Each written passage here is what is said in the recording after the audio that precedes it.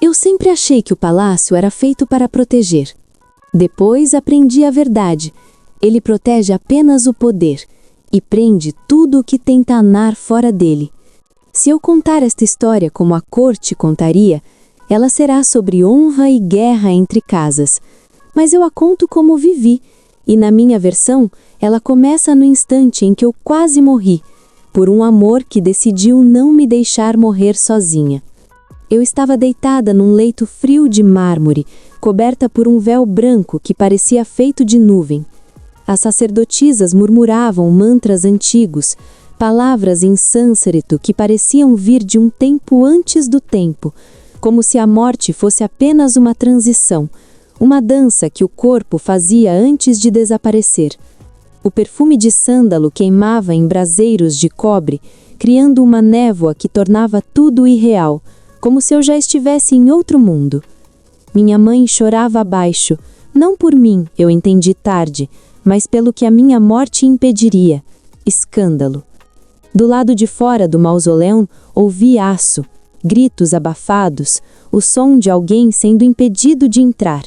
Então uma voz quebrada e furiosa atravessou a porta. Ela não está morta, ela foi silenciada. Eu reconheci aquela voz, mesmo sem forças para abrir os olhos. Arjun. O nome que eu jamais deveria dizer em voz alta. O nome que o palácio chamava de inimigo. A última coisa que lembro antes da escuridão total foi a minha própria certeza. Se ele entrou, então ainda há justiça possível. Em Pushkara, a cidade do lago, a paz era só uma pintura nos muros. Havia duas casas nobres que fingiam servir ao mesmo Rajá, mas disputavam o que realmente governa um reino. Rotas, impostos, alianças matrimoniais e o direito de influenciar a sucessão. Meu nome é Mira Suryavanshi, filha da casa Suryavanshi, dona de jardins de açafrão que perfumavam o ar por quilômetros, templos patronados onde sacerdotes rezavam em nome da minha família, conselheiros que sussurravam no ouvido do Rajá. Do outro lado estava a casa Chandraket, comerciantes de armas e protetores de caravanas, ricos de um jeito que a nobreza chama de perigoso. Ricos porque trabalhavam, ricos porque não dependiam de favores, ricos porque eram independentes. E no palácio, independência é ameaça. Quando a guerra não pode ser declarada, ela vira etiqueta. E a etiqueta no palácio é só violência bem vestida. Meu pai, Rajá Vikram Suryavanshi, era um homem que entendia essa linguagem perfeitamente.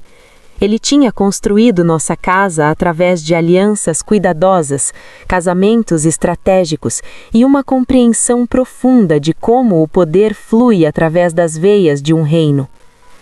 Minha mãe, Rainha Malini, era beleza e inteligência combinadas, uma mulher que sabia quando sorrir e quando calar, quando falar e quando deixar que o silêncio falasse por ela. E eu era a peça final no tabuleiro.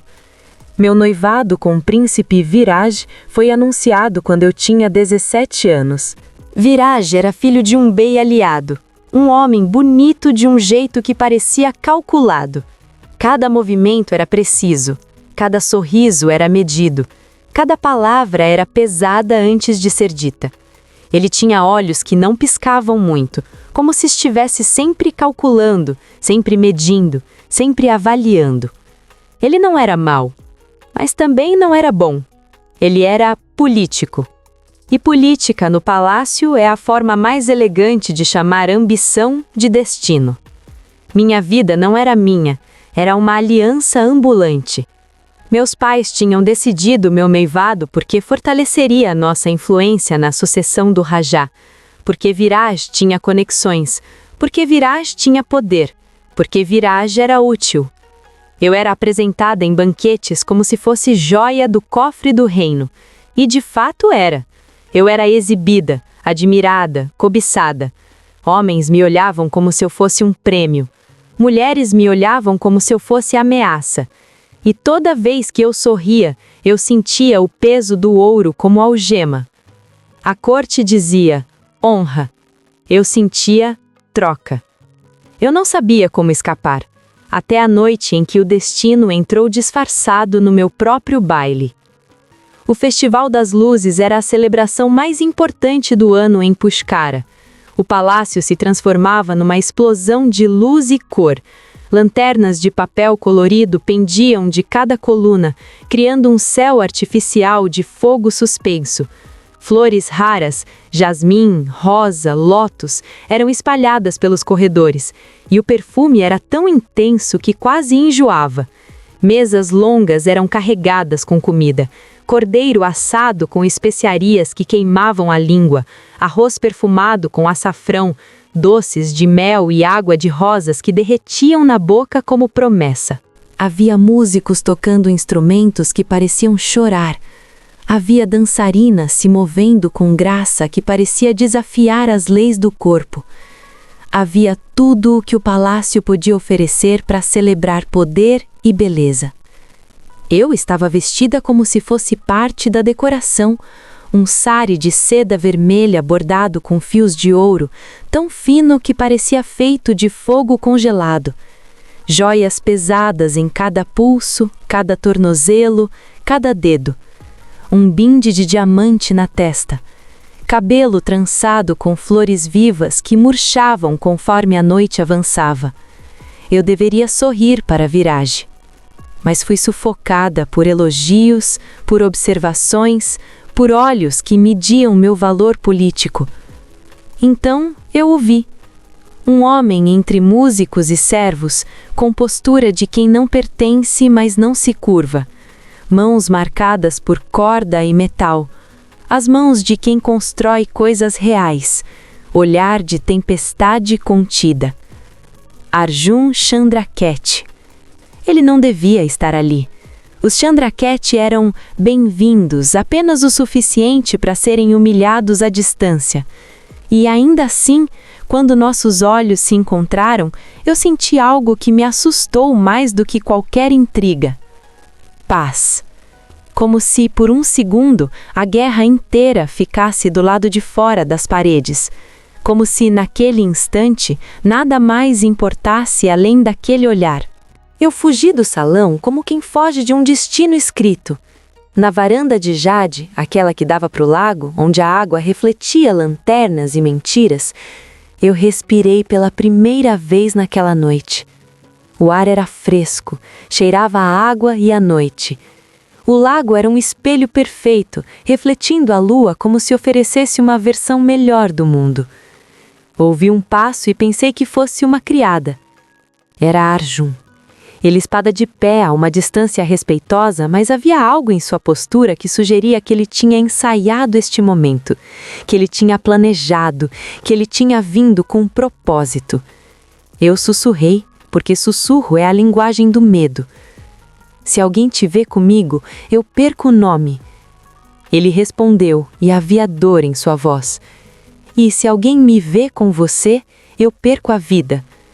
Mesmo assim, ele não recuou.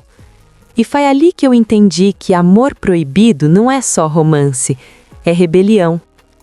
Ele se aproximou devagar, como se eu fosse um animal assustado que poderia fugir. Mira, eu não vim para roubar nada. Eu vim porque não consegui ir embora.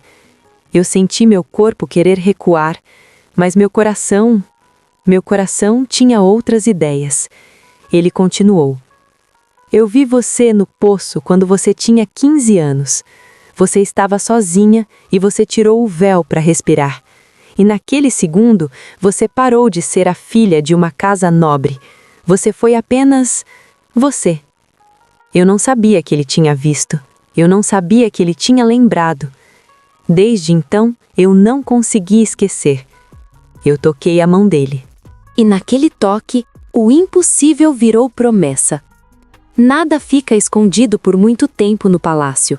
Meu primo, Rajan Suryavanshi, percebeu algo. Rajan era o tipo de homem que sorri com a boca e ameaça com o resto do corpo. Ele tinha olhos que calculavam constantemente, como se estivesse sempre contando moedas, sempre medindo poder, sempre procurando fraqueza. Rajan estava alinhado com uma facção que queria derrubar o ministro do Rajá e empurrar Viraj para uma posição ainda mais forte na sucessão. Eu era a ponte para isso. E Arjun, sem saber, virou o pretexto perfeito. Rajan me encurralou num corredor de tapeçarias, aquele lugar onde ninguém podia nos ouvir, onde ninguém podia nos ver, onde ele podia falar verdades que não podiam ser ditas em público.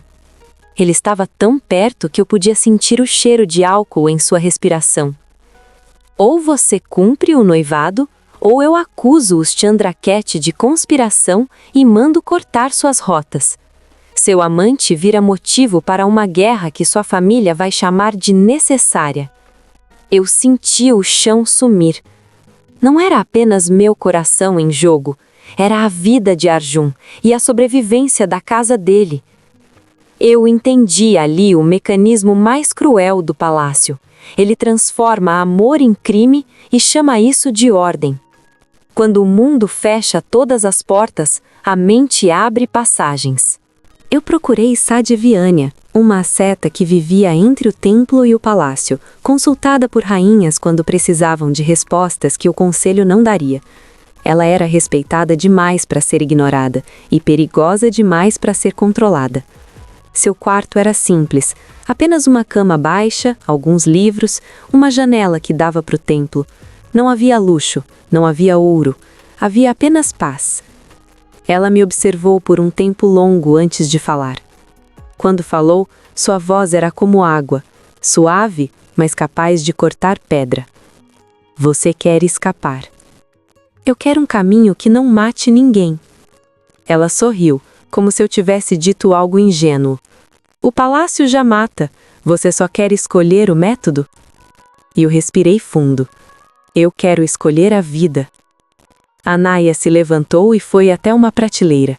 Ela pegou um frasco pequeno, feito de vidro escuro, contendo um líquido que parecia feito de sombra. Isso fará seu corpo parecer morto por uma noite. Uma só. Seu pulso ficará fraco, sua pele fria, mas você acordará. Eu tremi. E se eu não acordar? Ela me encarou com olhos que tinham visto demais, sabido demais. Então você terá morrido como o palácio queria, mas se acordar, você terá nascido de novo. O plano era simples, perigoso, perfeito. Eu beberia o frasco antes do casamento. Pareceria morta, seria levada ao mausoléu da família. Naquela noite, Arjun me resgataria de lá. Fugiríamos para as rotas do lago, onde o palácio teria custo alto demais para nos caçar. Eu sabia que era arriscado. Sabia que havia 1000 formas de dar errado. Sabia que se falhasse, eu morreria de verdade. Mas eu também sabia. Casamento forçado era morte lenta.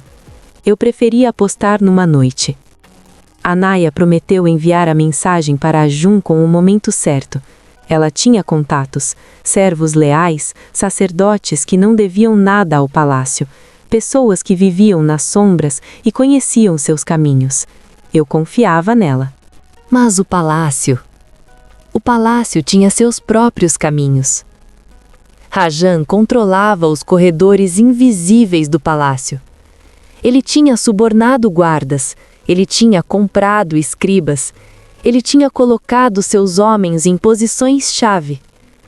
A mensagem de Anaya foi interceptada e substituída. O que deveria chegar a Arjun era: ela vai dormir e acordar, resgate à meia-noite, tudo está preparado. O que chegou foi: ela morreu, e sua casa vai ser acusada de sua morte. Venha ao mausoléu se quiser vê-la uma última vez. Era uma isca, um convite para execução. Quando eu bebi o frasco e senti o mundo apagar, aquela sensação de cair, de descer, de desaparecer, o palácio não preparava apenas meu funeral. Preparava uma armadilha para matar o homem que eu amava diante de testemunhas. Enquanto meu corpo morto era velado, eu ouvi vozes como se estivesse no fundo de um lago. Minha mãe chorava baixo, Aquele tipo de choro que é mais por forma do que por sentimento. Meu pai falava de honra, como se honra pudesse ser restaurada com morte. Rajan organizava guardas como diretor de peça, posicionando-os, instruindo-os, preparando o espetáculo. Eu ouvi fragmentos de conversas. Quando ele chegar, nós o prendemos. Ele vai tentar resgatar o corpo? Claro, homem apaixonado é previsível. E depois? Depois ele confessa. Sob pressão, ele confessa que a matou, que a envenenou, que conspirou contra a casa Suryavanshi. Eles queriam um espetáculo. Arjun invadindo o mausoléu, Arjun capturado, Arjun morto e a casa Chandraketi esmadada pela justiça. Eles chamariam isso de estabilidade. Mas havia algo que eles não controlavam, o coração de Arjun. Agora voltamos àquela noite, ao mausoléu, ao alarme, ao homem por trás do véu. Eu deitada, véu branco, mármore frio. Do lado de fora, gritos abafados, a porta sendo forçada, e a voz dele. Ela não está morta, ela foi silenciada. Arjun entrou com homens leais, não soldados, mas guardas de caravana, gente que devia a ele vida e pão, homens que o seguiriam para o inferno se ele pedisse. Quando ele me viu, eu senti a respiração dele quebrar. Mira. E então ouvi passos demais. A emboscada. Rajan surgiu como sombra satisfeita, seu rosto brilhando com a certeza de quem acredita ter vencido. Prendam-no. O criminoso veio confirmar o delito. Arjun não implorou. Ele avançou. Lanternas caíram. O metal cantou. Havia sangue no chão agora, manchando aquele mármore perfeito. Eu queria gritar, mas meu corpo ainda era pedra, ainda era morte fingida. E foi nesse caos que o milagre, ou o destino, aconteceu. Eu acordei. O ar entrou nos meus pulmões como golpe. Eu sentei, pálida, tremendo, mas viva, e o mausoléu inteiro congelou. Rajan empalideceu como quem vê um deus contrariar o plano. Eu me levantei com as pernas fracas e a voz mais forte do que eu esperava. Não há crime aqui além do seu, Rajan. Os guardas hesitaram, porque no palácio a verdade só vale quando tem plateia. E ali havia servos, guardas, sacerdotisas e Anaya. Anaya entrou como quem atravessa fogo com calma. Ela trouxe provas, registros de suborno, ordens falsas com carimbos duplicados e o nome do escriba que Rajan comprou para adulterar mensagens. Quando a verdade fica escrita, até um palácio precisa fingir que respeita. Na manhã seguinte, o Raja convocou o conselho, e eu fui, não como noiva obediente, como acusadora. No conselho, Rajan tentou acusar Arjun, profanação, invasão, tentativa de rapto. Eu respirei e contei tudo. Não como súplica, como denúncia. Eu fui usada como peça para forçar um casamento que reforçaria uma facção. Tentaram matar meu nome com veneno lento e meu corpo com mentira rápida. O salão virou um campo de batalha de palavras, só que dessa vez as palavras eram minhas. E com provas na mesa, Rajan não podia vencer com um sorriso. Meu pai me olhou com uma expressão que eu nunca tinha visto antes: respeito. Minha mãe chorou, dessa vez de verdade. Príncipe Viraj não era demônio, era produto do palácio. Ele queria poder, queria estabilidade para si, queria o trono por proximidade. Quando percebeu que Rajan tinha falsificado tudo e que eu estava viva, Viraj entendeu rápido. Se insistisse no casamento, se tornaria cúmplice público. E cúmplice público não governa sem revolta. Ele recuou. No palácio, recuar é sobrevivência. Rajan, ao contrário, insistiu, e foi aí que ele perdeu de vez. O Raja precisava manter a autoridade e evitar que as duas casas virassem guerra aberta. Então decidiu pelo único caminho que preservava o trono. Rajan foi julgado por falsificação e conspiração. O noivado com Viraj foi anulado por vontade divina, a forma elegante de admitir derrota. A casa Chandraket recebeu proteção oficial, porque suas rotas sustentavam tributos e comida. Arjun foi nomeado guardião das rotas do lago, sob juramento à coroa. Não era final de conto de fadas, era final de palácio, justiça possível no limite do custo político. Mas para mim era vida.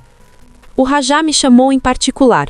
Seu escritório era uma lição de poder, paredes cobertas com mapas do reino, mesas carregadas com pergaminhos lacrados, uma cadeira tão alta que você tinha que olhar para cima para vê-lo.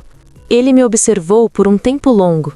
Então falou: "Você transformou uma vergonha em instabilidade. O palácio não gosta de mulheres assim." Eu respondi com a calma de quem já morreu uma vez.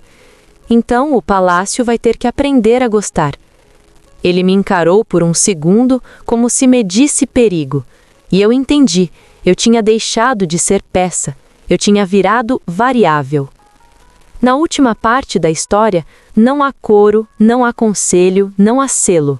Só a varanda de Jade, o lago, o vento e nós dois. Arjun estava lá, com cortes no rosto e medo nos olhos, o tipo de medo que homem orgulhoso esconde. Ele segurou minha mão como se eu fosse um milagre frágil. "Eu achei que tinha te perdido." Eu respondi: "Eles queriam que você achasse, era a armadilha final." Ele respirou fundo, e naquele respiro havia toda a dor de quem quase perdeu tudo. E eu entendi o que minha falsa morte realmente fez. Ela matou a menina obediente, e deixou viva a mulher que escolhe. Arjun não me amou como troféu, ele me amou como responsabilidade. Ele entrou no mausoléu sem garantia de vitória. Ele enfrentou guardas, ele arriscou nome e vida. E eu também. Eu bebi o frasco, eu deixei a família, eu enfrentei o conselho. Porque amor sincero não é só desejo, é proteção ativa, é a coragem de dizer não hoje para um destino inteiro. Depois da sentença, o palácio continuou sendo palácio, cheio de olhares e promessas de vingança. Mas agora havia um limite: provas, registros, proteção oficial. E uma asceta que o palácio temia, porque ela não precisava dele. Anaya me disse algo que eu nunca esqueci. Você não venceu porque enganou a morte. Você venceu porque fez o palácio ver você.